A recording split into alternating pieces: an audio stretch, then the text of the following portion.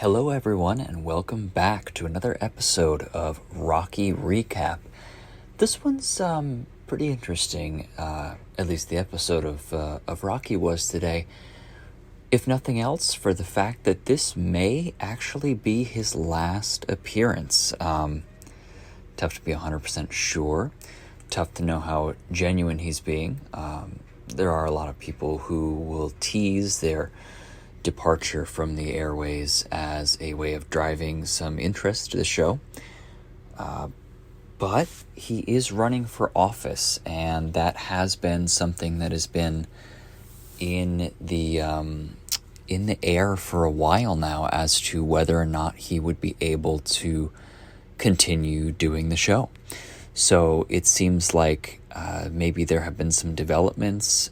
Maybe as the campaigns progress, his opponent, Kathy Austin, I think, may have demanded equal time, in which case the radio show or radio station owner would have to give Kathy equal time on the air, which is to say 2 hours per week, and that's very expensive airtime. So it's sort of been a possibility that he may have to leave at some point. And that's sort of why he's been telling people not to talk about the campaign, because he doesn't want to trigger anything or get in trouble or get the microphone pulled away from him.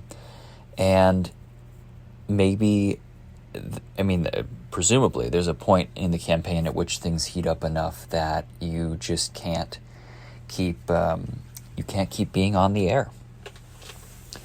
So anyways, we're going to get into the episode now and just sort of have that as a background on what is going on with this particular episode. So he opens up with "God bless the USA" and says, in his own words, "God bless the USA. May God Almighty bless the USA. Not any God, but the God of Israel, the Christian God." He says, "This is me. This is what I believe. There's no criticism or anything if you believe differently, except that apparently if we believe differently, we are evildoers, or our hearts are full of wickedness, and we are the sons of Satan, and so on." And he says, "Express whatever's in your heart. Call in." He says that your beliefs lead to certain paths, and so do his. He says that he has the evidence and the assurance in his life that God provides him. And yeah, I'm sure he does. I'm sure he has that. The tricky thing is that doesn't necessarily translate to being factually correct at any given time. Having a umbrella of faith and protection and assurance of righteousness by following a certain set of pre-prescribed rules and dogmas is something you can have in your life, but doesn't necessarily correlate to being all-knowing, unfortunately. So he says, you think you did all of this, you think you created all of this, you think you decided to make the salmon swim upstream. He's implying, of course, that no, God decided all of these things. And no, Rocky, literally no one believes that they personally created all of this, or they personally made the salmon swim upstream, or any number of examples you always bring up. So nice straw man, Rocky. No one believes that. I don't even know what you're trying to get at there, or what you're trying to imply. It would take more faith, he says, to believe that this happened by accident. And I'm not sure how you quantified this, but the proponents of a non-theistic creation perspective have a lot of well-detailed and plausible theories for why things went the way that they did. That doesn't mean they're necessarily correct, or that doesn't mean that elements of their theories might be subject to change, but there's a rationale there, there's a thinking there, there's a process there that actually you can explore and have a reasonable understanding of based on thousands and thousands of years of evidence. Contrary, Rocky's position, this is the sort of thing where you have a few passages of scripture to support your perspective, and other people have verifiable data that points in a certain direction. And that's why some Christians embrace the possibility of some form of evolution or progression of life. There's the perspective that God created the universe along a assigned set of rules that he created and sort of flicked the first domino, and things progressed from there along a certain pre-prescribed set of rules, like the rules of physics, for example. But no, apparently not to Rocky. But that's fine. You're allowed to have your own religious beliefs. He starts talking about how great Christopher Columbus was and how he was a great navigator and devout Christian. And he was more than a devout Christian. He was a zealot of the highest order, except when it came to Christianizing the locals he met in the New World. The King and Queen of Spain repeatedly told him to stop enslaving the people that he was supposed to be Christianizing. And he repeatedly declined to obey their ovations to stop enslaving the Taino, a tribe that is now almost completely extinct. Anyway, so there's a multi-part episode on Behind the Bastards about Christopher Columbus that you really should consider listening in order to get the full scope of the history that people like Rocky don't want you to know. He talks about discoveries humans have made and how we didn't create things, we just found them. Everything we know was already there. This is a little strange, and I think it's more accurate to say we do invent things based on our understanding of pre-existing principles whose existence predates our awareness of them. But hey, nuance is a dirty word. Rocky talks about the hurricane in Florida and how nature is in control. He talks about volcanoes and how we can't match that power. He also talks about if you think we can do this with a couple million pickup trucks, think again. God is in control. Well, as far as the ability of humans to change their environment, I would encourage you to consider the fact that North Africa used to be forest, and those forests were chopped down for the Egyptian and Phoenician navies, and now it's mostly a desert. I would encourage you to recall that the Fertile Crescent, where civilization started, doesn't quite look so fertile now. That's Iraq now, not known as the most fertile and lush of places. Civilization being stuck there for about 10,000 years maybe had some consequences. You could also, in a more modern example, consider the Dust Bowl. So irresponsible farming techniques where people repeatedly plowed and tilled the soil, messed with the natural biodiversity in that soil, drying it out, leading to the loss of 10 feet of topsoil in just a couple of years. That topsoil then blew into, largely, New York and then the Atlantic Ocean. So we can absolutely change things. And when you factor in the technological advancements that we have nowadays, I think it's ridiculous to believe that we can't have effects on things, especially considering how we can look around at how even things like the Clean Air Act have changed how our atmosphere looks. We can talk about how we used to have an issue with the ozone layer and we took action to reduce those chemicals that damage the ozone layer, and in many places it's repaired itself. There are things to consider here that undermine Rocky's assertions as usual. So, anyway, Rocky talks about being on a ship, and this is all fine and good, and he goes on to say, if you've been on a cruise, and everyone has, just about, and yikes, man, way to tell on yourself there with the class privilege. Almost no one I know has been on a cruise. Anyway, so he's asking if you think you can do all of this with solar. Think again. He's talking about all of the capabilities of ships, and he probably just isn't too up on the technology because there's a lot of exploration in that kind of thing. They're even actually re-exploring returning to sail for cargo ships because the new developments in sailcloth and techniques and that modern technology blended with that old way of capturing the wind is providing a lot of promise. Rocky goes on to say that they're selling us lies because they know that you won't check it. You gotta be kidding me. And dear Lord, that's that's like some peak irony happening right now, because the only reason Rocky has any credibility with his audience is because people don't check what he says. I may be wrong. If people did even some basic research into what Rocky talks about most of the time, no one would believe him on just about anything. It's really very silly. That is just bizarre. That someone can say that without their head exploding from sheer irony. Yeah.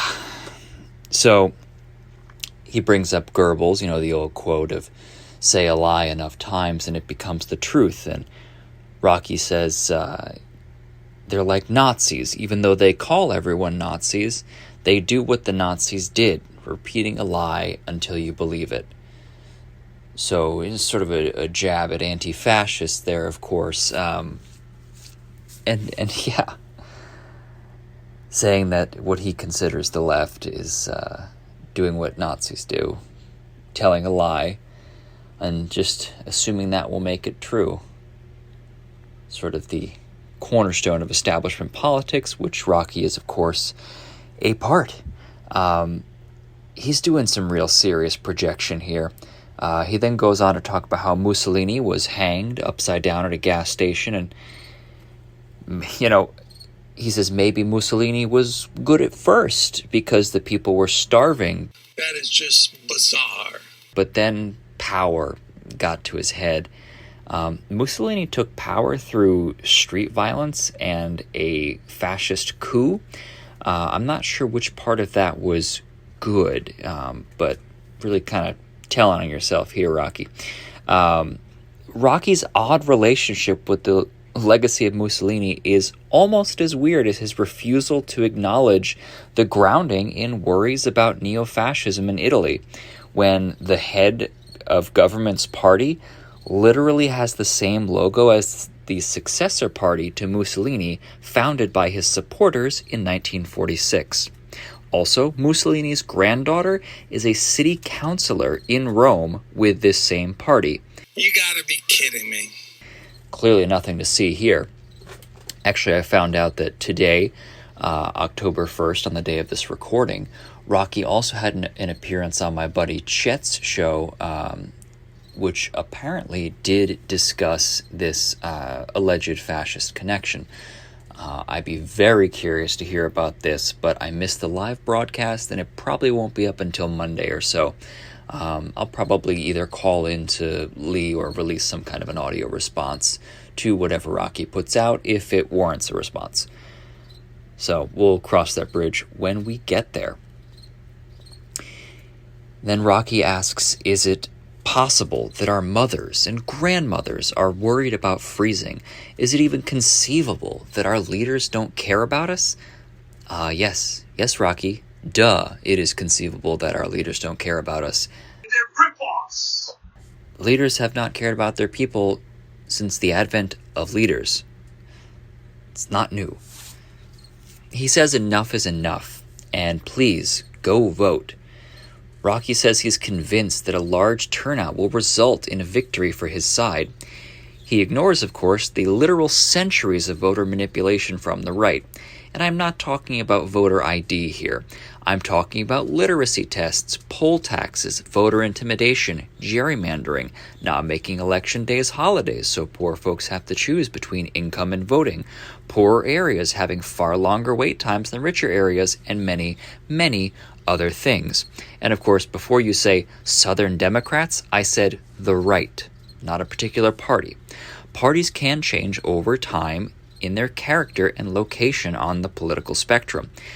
The categories of right and left, however, are much more fixed. Your location moves among them, sort of like a map. Your location can change, but the map remains the same. He brings up Governor Weicker and couldn't remember if he was a Republican or a Democrat or an independent. This case is sort of interesting because before his run for governor of Connecticut, he was a Republican, but during the election formed the A Connecticut Party. This odd name was chosen apparently to deliberately jump to the top of the alphabetically arranged ballot. After his run for governor, he ended up switching to independent, so he's a couple different affiliations depending on when you measure. And Rocky yells about how they don't care and how we need to vote them out and asks if he sounds angry. And he says, well, why aren't you angry? And you know what? I am, Rocky. I'm very angry, but I prefer analysis to impotent John Birch Society-inspired rage. Some caller calls in to talk about how we should be paying politicians a bunch of money in order to be one term. So basically bribing them for the sum of $1 million in order to be one term. The idea is something to the effect of pay them that salary to serve just one term rather than impose limits. I'm not sure how a fiscal conservative could think that was a good idea, but Rocky, to his credit, says that he doesn't agree and says that you need to serve out of duty and not for a desire for money, which I will say I agree with Rocky on, but I think most people tend to agree on that sort of thing. Tom from Southhold calls in, and he calls in to support Rocky's perspective. And also, Rocky talks about wanting elected officials to walk unguarded. He says that politicians will see what we have to deal with. But if they don't care, what's the point? And how can you pass that law through a system populated with people that don't care about our interests and only look out for themselves?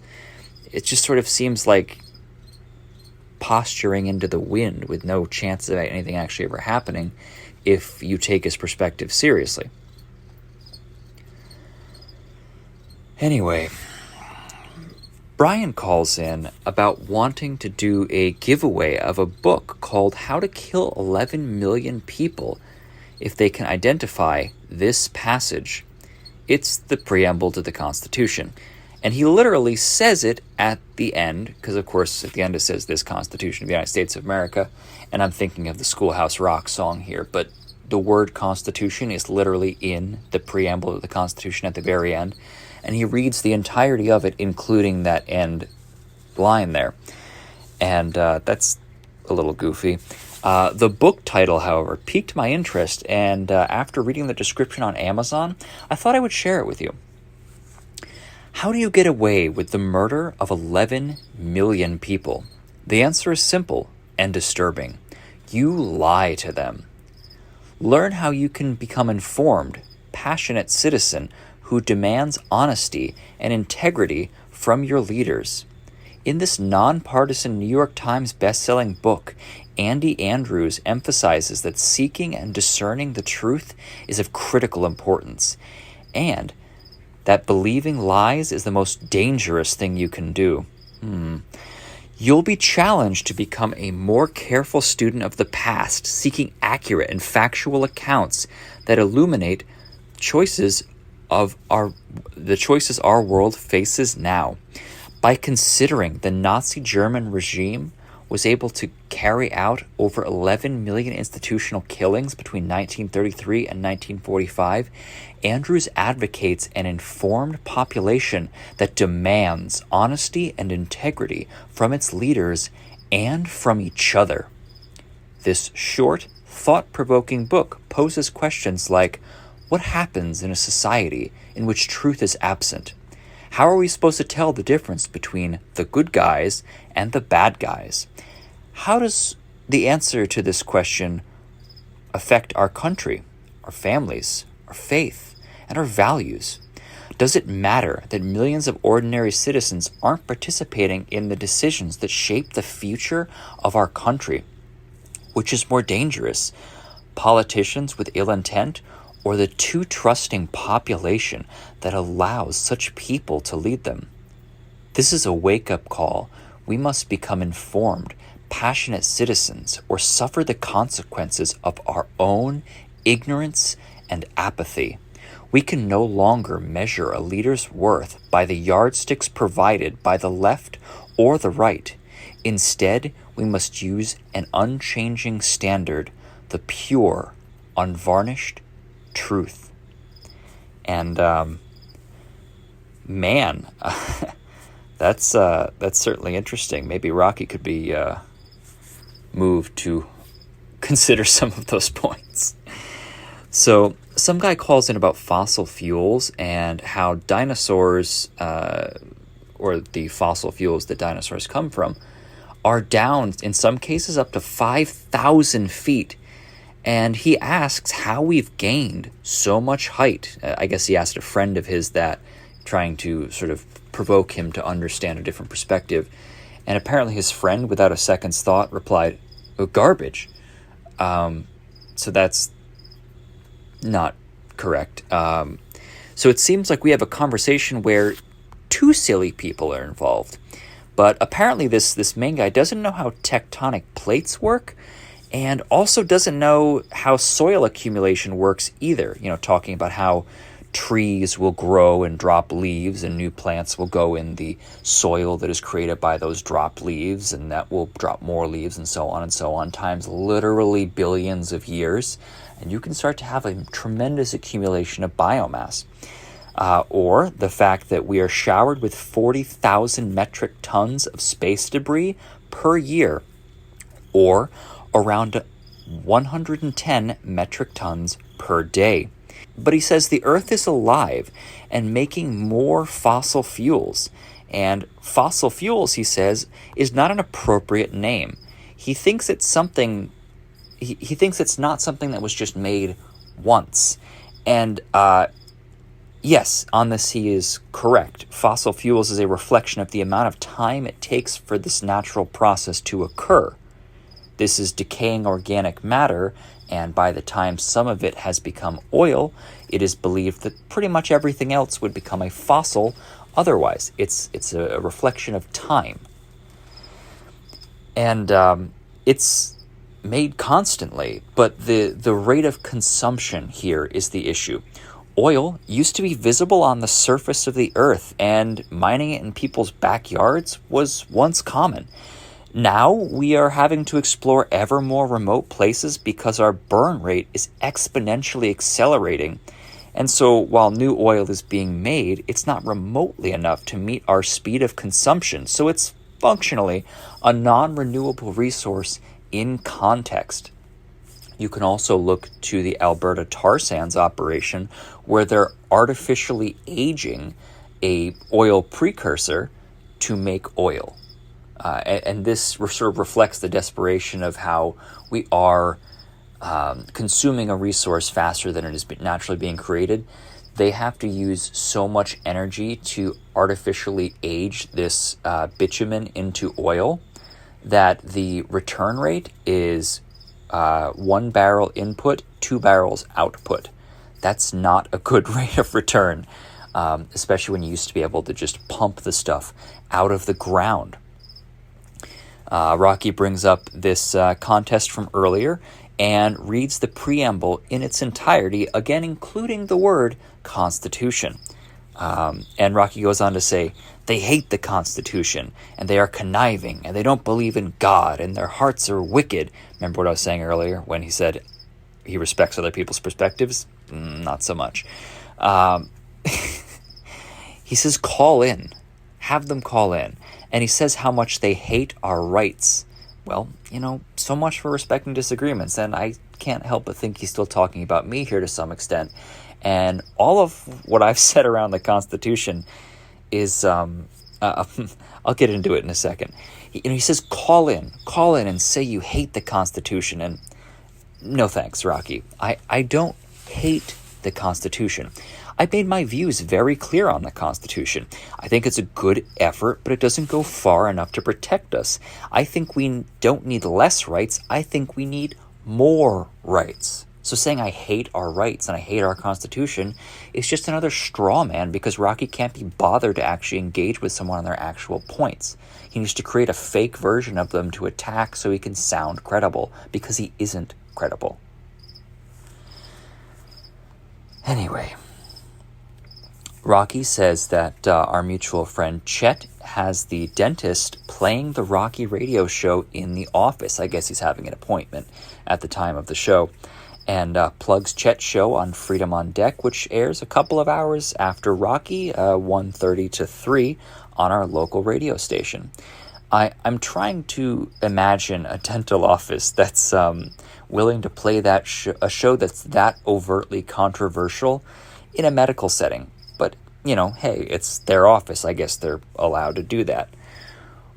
Rocky comes back from break and said a gentleman called in and trying to answer the question for the contest, and he said it was the Declaration of Independence, which is, of course, incorrect. It's at this time that I'm like, dear Lord, literally says this Constitution in the question. So, sort of makes you wonder if the caliber of people that are listening to the Rocky Radio show, or perhaps just benefit of the doubt, maybe he didn't hear that part where they said Constitution. That is my sincere hope, but we'll see. So Jim calls in and says the answer is the preamble to the Constitution, but he is too late to get the prize. Anyways, Jim says that Rocky didn't mess up because the original contest starter, whose name I've forgotten and didn't write down, also read the part where it said the Constitution, because Rocky caught himself and said, "Oh no, I've given out the I've given out the answer while reading the question." The original person didn't catch themselves, and I guess Rocky didn't hear them the first time because he was talking about how he's a talk show host, not a game show host. And then Jim talks about how the rain is coming down in buckets right now, and he asks who's paying for the rain and the buckets, and says something about the taxpayers, and Rocky says he doesn't understand what Jim is talking about, and frankly, I don't either. And the call gets dropped, so they sort of move on. Rocky uses a little bit of filler time to ramble about communism, or what he thinks communism is. And the next caller calls in and asks Rocky to read the quarter in his pocket. He says, our forefathers said it. In God we trust. Well, sorry guys, that was added in the 1950s during the Second Red Scare. 1957, I'm pretty sure. And here's a quote from an article from the archives of the House of Representatives. Representative Charles E. Bennett of Florida introduced the resolution in the House where it won fast backing from the Committee on Banking and Currency and support from like-minded members such as Herman Eberharder of Pennsylvania and Orrin Harris of Arkansas. Nothing can be more certain that our country was founded in a spiritual atmosphere and with a firm trust in God, Bennett proclaimed upon the House floor.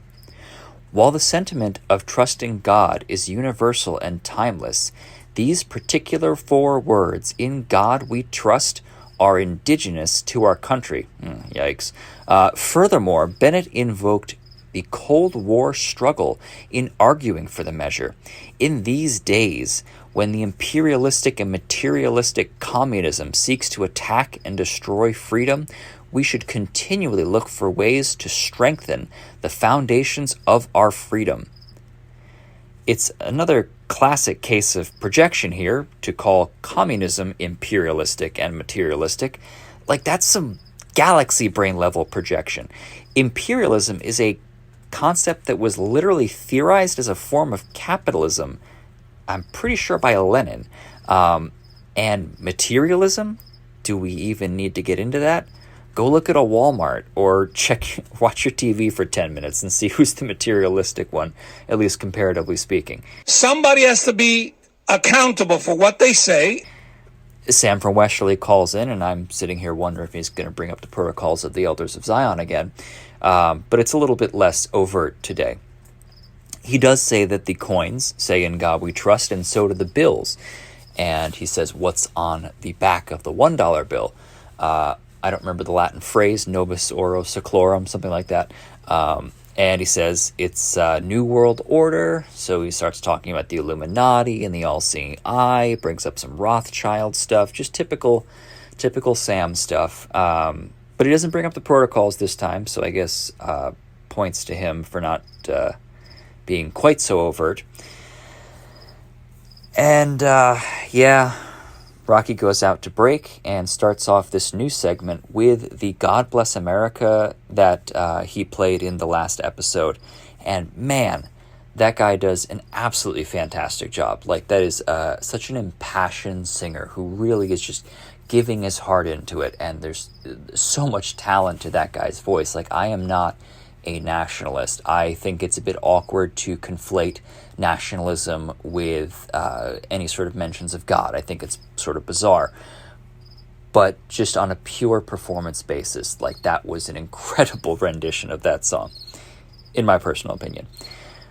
And Rocky has his daughter on for a couple segments to talk about the Waterford Country School, and yeah, no problem. Honestly, nothing really of interest for me to comment on here because it's not really something I have anything to talk about. You know, he talks about the school his daughter works at. It's great. They do good stuff. And he begins his final segment by saying he may have to say goodbye because of this election, and recounts the story of how he first went on air and talks about his impression of others over the years, you know, just all the relationships he's made and how he's very grateful for this. And he says how he started his first hour with Lee, you know, after he won the King of Callers segment. And he talks about how he brought the Bible so he didn't mess up the Lord's Prayer. For a reminder, Rocky opened up his segment with Lee, his 1 hour prize of airtime on Lee's show after winning the King of Callers, by saying the Pledge of Allegiance and reading the Lord's Prayer verbatim from his copy of the Bible. And that really encapsulates Rocky's whole approach. I like to quote from Matthew 6, verses 5 through 14 here. And there may be some subtle differences between which version you're using. I'm using a more modern translation here, but if you prefer one with more thous, ye's, and these, the King James is more or less the same. And whenever you pray, do not be like the hypocrites, for they love to stand and pray in the synagogues and at the street corners, so that they may be seen by others. Truly, I tell you, they have received their reward. But whenever you pray, go into your room and shut the door and pray to your Father who is in secret, and your Father who sees in secret will reward you. When you are praying, do not heap up the empty phrases as the Gentiles do, for they think that they will be heard because of their many words. Do not be like them, for your Father knows what you need before you ask him. Pray then, in this way: Our Father in heaven, may your name be revered as holy. Your kingdom come, may your will be done on earth as it is in heaven. Give us this day our daily bread, and forgive us our debts as we have forgiven our debtors. And do not bring us to the time of trial, but rescue us from the evil one. For if you forgive others their trespasses, your heavenly Father will also forgive you. But if you do not forgive others, neither will your Father forgive your trespasses. So, this version of the Lord's Prayer is a little different than what I'm used to hearing, or what I was raised to pray, but the underlying message is very interesting. Don't make a display out of your prayer. It's not something you put out for political clout and as a form of virtue signaling. If this is how you make your prayers, the scriptures make it pretty clear that the adoration of your earthly followers is the only reward you can expect. And what we know as the Lord's Prayer is actually more accurately described as a model prayer rather than something to rehearse and repeat. It should come from your heart, and that's just kind of a template to work off of. Just mindlessly repeating the prayer over and over again is sort of what that scripture is warning about, at least in many people's interpretations. So,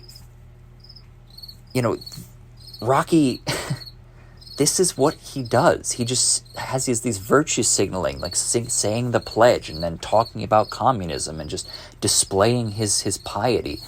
But when it comes to actual substance, there's nothing there.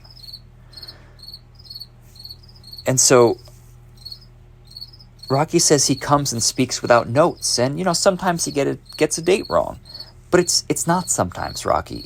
It's constant. And as we've repeatedly said, he bases whole arguments off of bad information. So as a result, his whole argument is compromised. That's how debate works. So some other guy calls in and says everyone has turned their backs on Blumenthal at the WDRC. It's a sister station of 94.9. They had a centennial party. I was there as well, and I guess caused quite a scene with Rocky. I think I mentioned that in the previous episode. And he says that when Senator Blumenthal came, everyone stood up and turned their backs to him. And I was there. It wasn't everyone. It was like 15, maybe 20 people out of literally hundreds. The caller admits he was in the front row, so he didn't actually see how many it was. Well, I did. Most of the people that turned around were part of the so-called Rocky Brigade, all Rocky friends and Rocky followers, in the first couple of rows. So if you're in the first row and everyone turns around and you see several rows of people behind you turned around, you might get the impression that it's most of the audience. But I was behind the Rocky Brigade, quite a few seats, and it was not the whole audience, nor was it even close to a majority. But whatever. The caller says, we have turned our backs on God, and we won't get our country back until we change that. And I'm not sure what he means there, but it kind of seems like this guy might prefer a theocracy of some kind, in which case Vatican City, I think, might be accepting applications. Who knows? But theocracy is not what our founders had in mind, even if they may have been inspired by certain Judeo-Christian traditions. That's not what they were going for. So maybe don't try to make it that. And if you don't like America the way it is, maybe you could just leave, as they all say to us constantly whenever we bring up any sort of complaints or human rights violations that this country may engage in. But Rocky ends with the I Did It My Way song and sort of ad-libbing over it, hinting very heavily that this may be his last show. But he does say toward the end, maybe next week he might still be able to come on. And man, if this is it, if this is the end of the Rocky radio show, that's something I have a lot of different feelings about. I would be lying if I said I didn't have a little bit of relief at the possibility of this being the end of the Rocky Radio Show, if nothing else, because it puts an end to a very dangerous amount of disinformation going out. That's not to say I want to censor him in any way, shape, or form, but I would be relieved to see someone who has a tremendously irresponsible relationship with truth speaking to people that trust him. It's as simple as that. I have a very high premium on truth, and when I see someone constantly going outside of the truth, their disappearance from a platform is certainly an idea or a prospect that is good for me to hear. Obviously, I don't think Rocky will stop calling in. I'm sure he'll call in constantly to Lee's show because there's nothing to stop him from going on other people's shows. My understanding is he just cannot have his own show without giving equal time to his candidate. And I have a sneaking suspicion they will probably give him back his show after he loses. You'll notice a little bit of certainty there. I don't think Rocky has a particularly good chance of winning. Probably because at the first debate, anyone other than members of the Rocky Brigade will see how he conducts himself in a moment of disagreement and realize he is something of a lunatic and a bit of a bombastic fool. He doesn't have the type of restraint and decorum to exist in the political sphere. And that's probably a good thing because he's so dangerously misinformed that I would be very worried to have him in any sort of office. But that's my own personal opinion. So, if this is the final Rocky recap, I will say this has been fun, and I still have tons of backed episodes to clear, and I'll probably chip away at those as I do. But in the meantime, we'll see where this goes, and thanks for listening, and keep an eye on the project, see where it goes. If you have any interest in sponsoring the show, you can find us at Patreon, patreon.com/Aftonomia, AFTONOMIA. You can reach us through the Facebook page or get us an email at autonomiapod@gmail.com. And I have 2 or 3 different email addresses I've made for the podcast, and I keep forgetting which is which. So if this is the incorrect email address, I will try to remember to edit it into the correct one. So in the meantime, the Facebook page is probably going to be your best way to reach out to us. Anyway, thank you so much for listening, and I hope you have a fantastic day. Keep asking questions, keep pursuing truth, and don't believe anything you hear without looking into it first. That's how we get into messes like the one we're in now. Have a great day. Meet and drive trucks and shoot guns and don't trust in the federal government to solve our problems. You might think I'm joking.